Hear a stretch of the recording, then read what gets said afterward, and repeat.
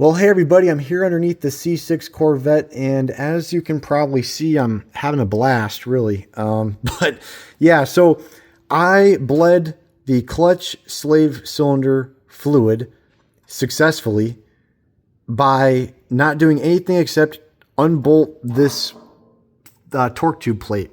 So let me give you some backstory here. I changed my clutch master cylinder. There was a bulletin that said that the original one from factory could go out at any point, and you'd basically push the clutch in and it wouldn't come back up. And I'm like, well, that's not good. So I changed it. There is a snap ring that connects the clutch master cylinder to the clutch slave cylinder. And that snap ring thing, in that process of taking the snap ring out, taking out the old clutch master cylinder, putting the new one in, putting the snap ring in, I'm pretty sure air got in the system.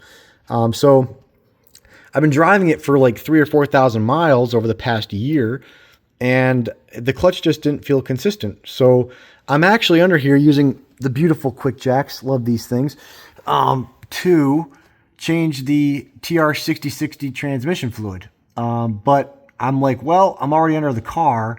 Let me take a whack at the clutch slave cylinder. So what I did is I started taking my Corsa exhaust X pipe off, because they say you need to take the X pipe off and then you gotta drop the engine subframe and all that. I got around it. I started taking this off. I didn't fully take it off because I thought, let me try without it, and well, I made it happen. So you take all 36, I think there's 7mm bolts off of the torque tube plate. You just slide it back as much as you can. You can see I slid mine back like a good 1.5 inches or so.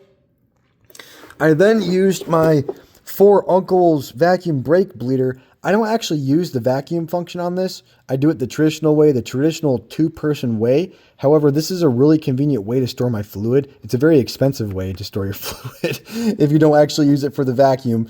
But this comes with a kit where you have these lines, and as part of this kit, I don't have any other ones, there is a blue 90-degree fitting.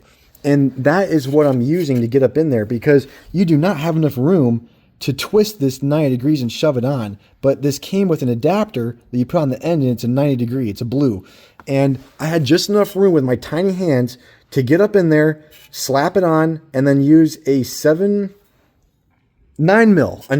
wrench on the bleeder for the slave cylinder. And I had my dad in the car, and I was just, wiggling it by hand, loosening it, tightening it, loosening it, tightening it. And yeah, it all worked out. So just wanted to prove it can be done without dropping the engine, without taking the exhaust off. It was a pain in the butt. I'll be honest, it was a pain in the butt, but it can be done. Definitely, if you're a guy that has bigger farmer hands, or, you got bigger hands in general, I don't know, get the neighbor kid over here if it's safe. Get someone with small hands to get up in there. And yeah, best of luck. But yeah, I hope this helps. I'll see you guys in the next video.